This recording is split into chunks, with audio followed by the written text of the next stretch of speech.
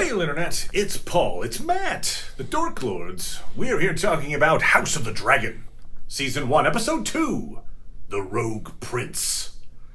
We open with our introduction to the threat mentioned in Episode 1, the Crab Feeder.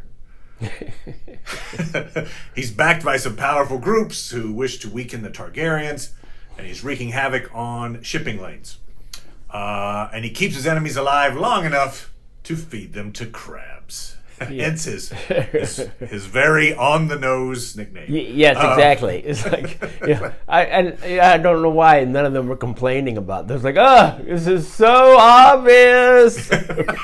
I like to, get my prisoners and feed them crabs. Here, have crab, have it. Would you care for more butter? He must have giant. I know we're getting off topic here already, but he must have like giant crates of crabs like on his boats. Like just to do his trademark. Yeah. Like, look, Captain Crab Feeder, I'm really sorry. The crew, we had a crab dinner last night. We ate all the crab. Look, we have a giant vat of seahorses. I think maybe we could just throw those at the guys. Anyway, okay. All right. Anyway, no, back on target. So the council once again shoos away the sea snake. Corlys is warning about Crab Feeder, but the new heir to the throne, Rhaenyra, suggests sending some dragons to handle them. She is also shooed away. Like, okay, all right, get the. So that's how we open. We end with the sea snake, desperate still to deal with the Crab Feeder, mainly because his people rely so much on the sea. Going behind the back of the council to Daemon, Doctor Who, he suggests they've both been denied power by the king. And here's a chance to prove themselves. Sea Snake's navy plus Daemon's dragon equals bye-bye Crab Feeder. Crab versus dragon doesn't work.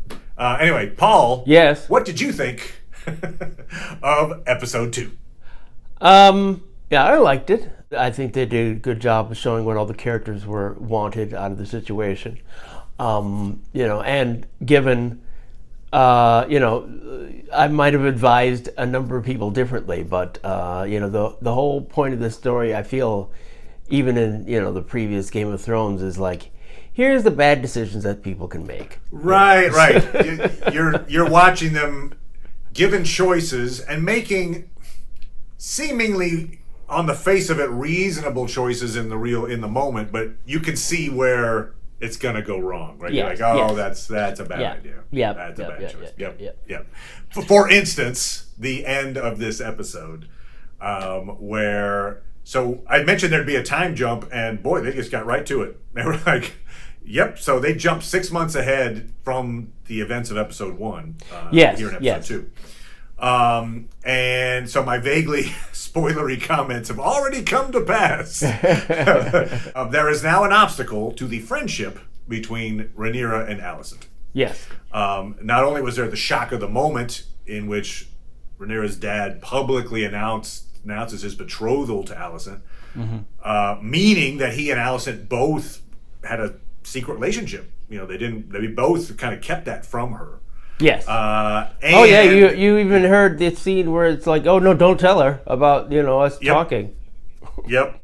Even at the time, it's like I feel like anybody could have looked at it saying, oh, she's just talking to him. I mean, we didn't. Correct. Nothing else was. You happening. could have played it off. Yeah. Yeah.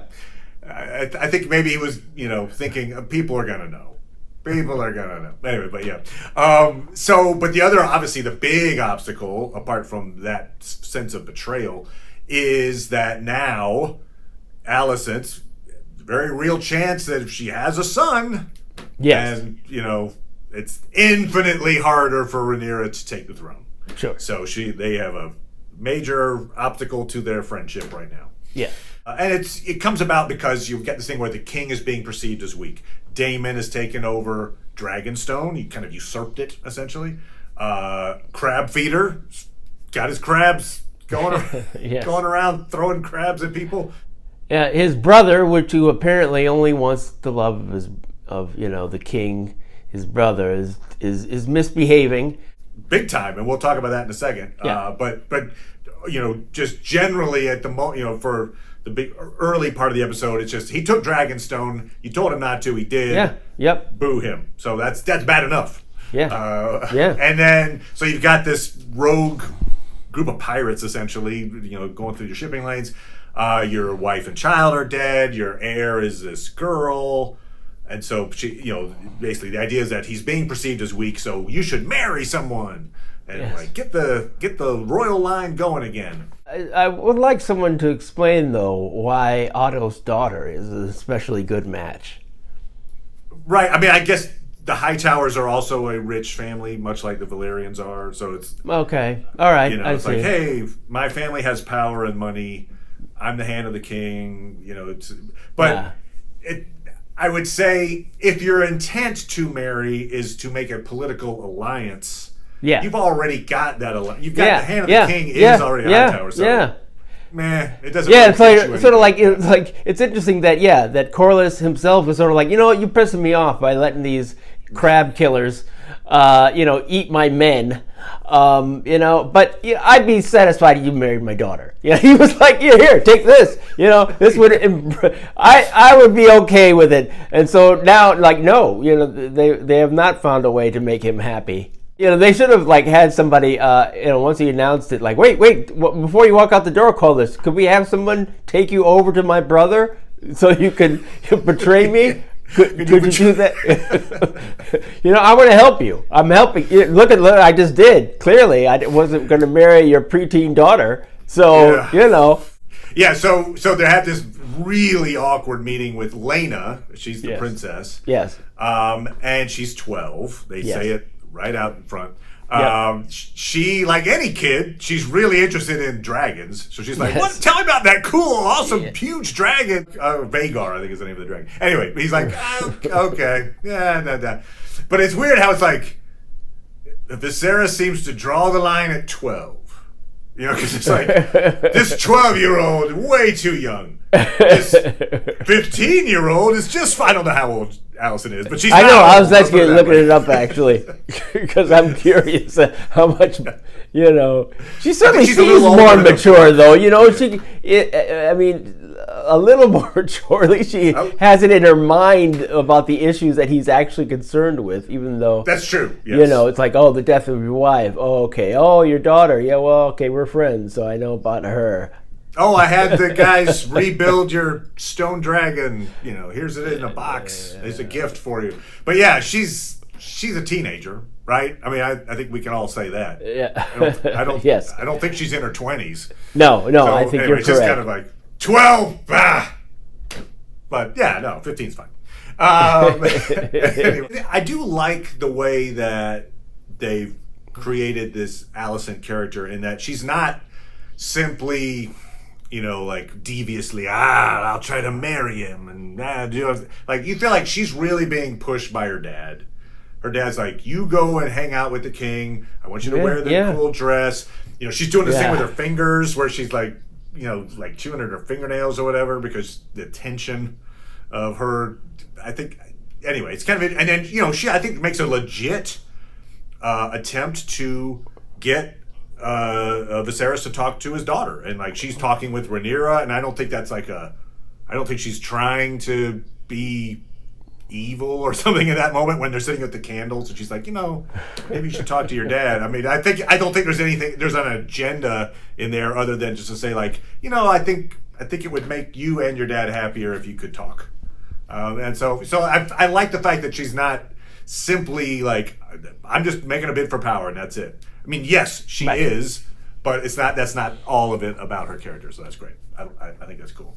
It's unfortunate we don't have anybody who can talk to her separate from people who have interests in the decisions that she's going to make. What do you really want? That would have been a good another conversation that if she'd only saw it, she that the queen who never was.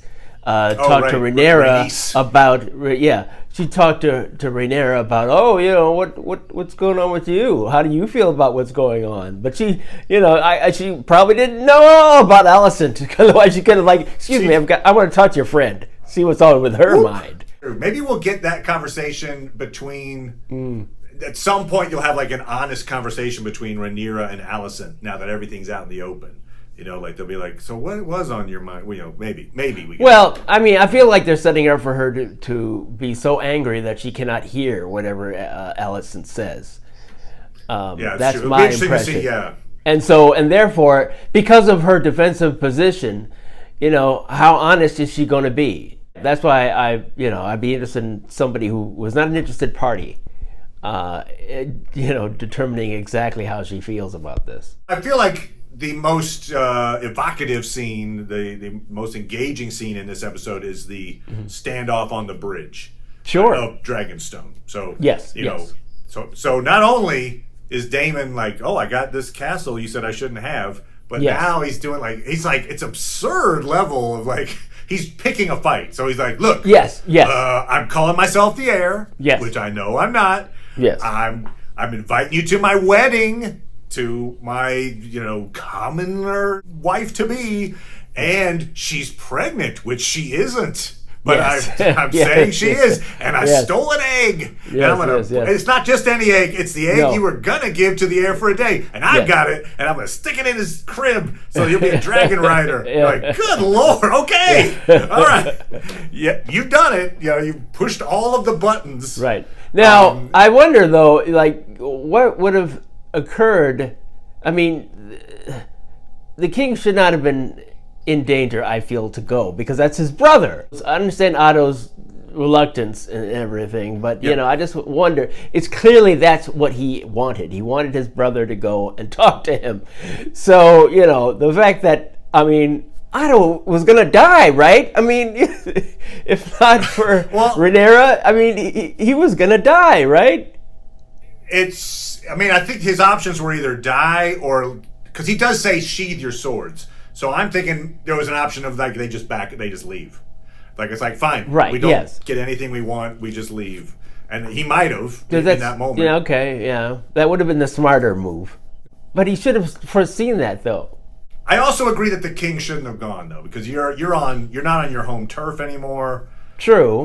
There is a vested interest, perhaps, in if Daemon is enough of a dick to kill off the king so he can become king. That's an option. There is some percentage chance of that happening, and so I feel like in that situation, you're like, you know what? Unless we're going to meet on neutral ground or something, I don't think you should just send you out there with 10 guys.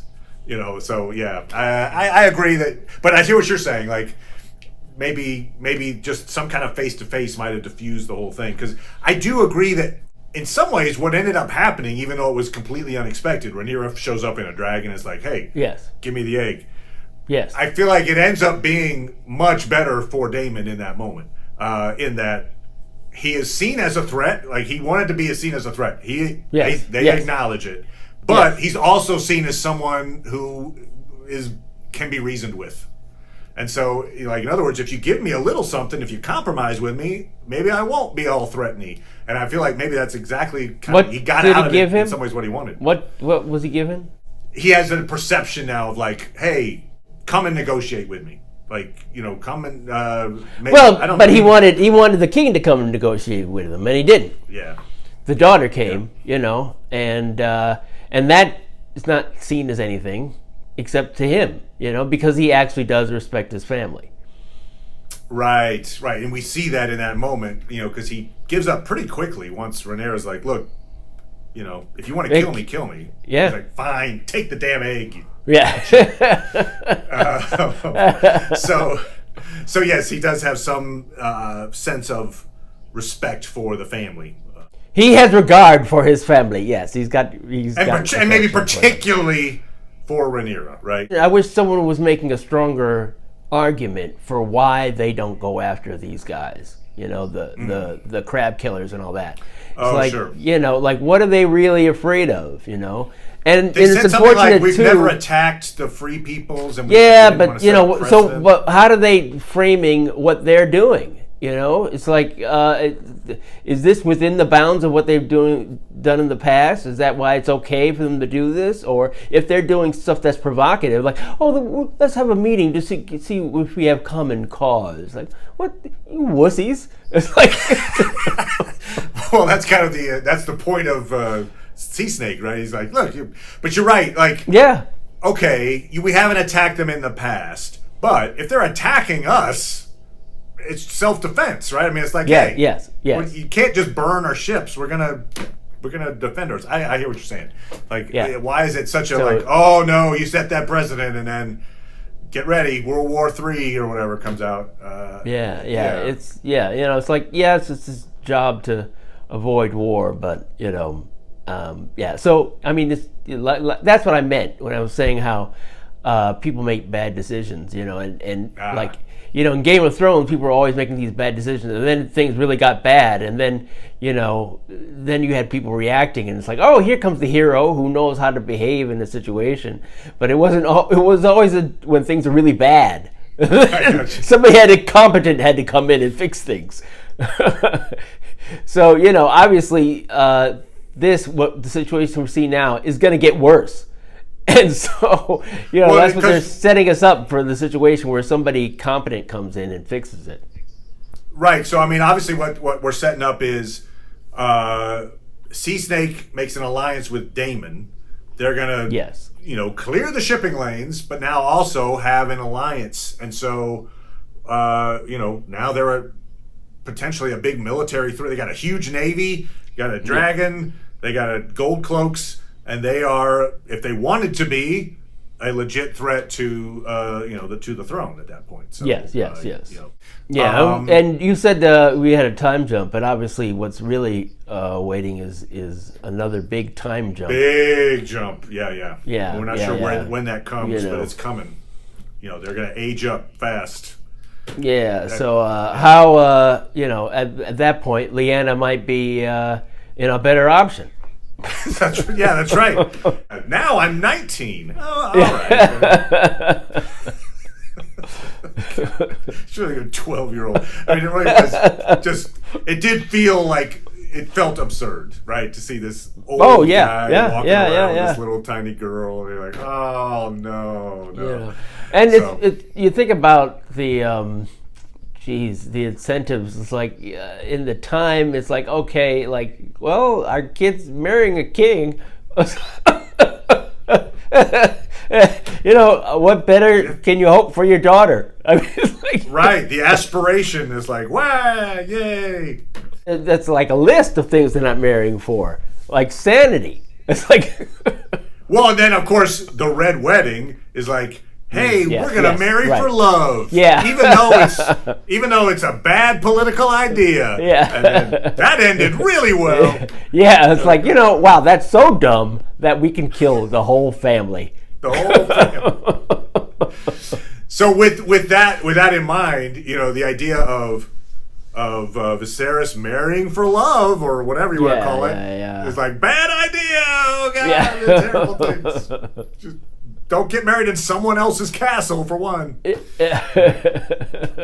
But anyway, so yeah, we'll see how this goes, how this progresses. It was episode 3 when the time jump happens. It's probably not going to be yet. I think we're going to be pretty close in time, because I feel like we're going to see the attack on Crab Feeder. So I think that's coming. Probably. Oh yeah. The trailers suggest that. Yeah. Yeah. So yeah, anyway, we'll be back talking about episode 3. Thank you as always, Paul. Appreciate it, good sir. You're welcome. And we'll talk to everybody next time. Bye.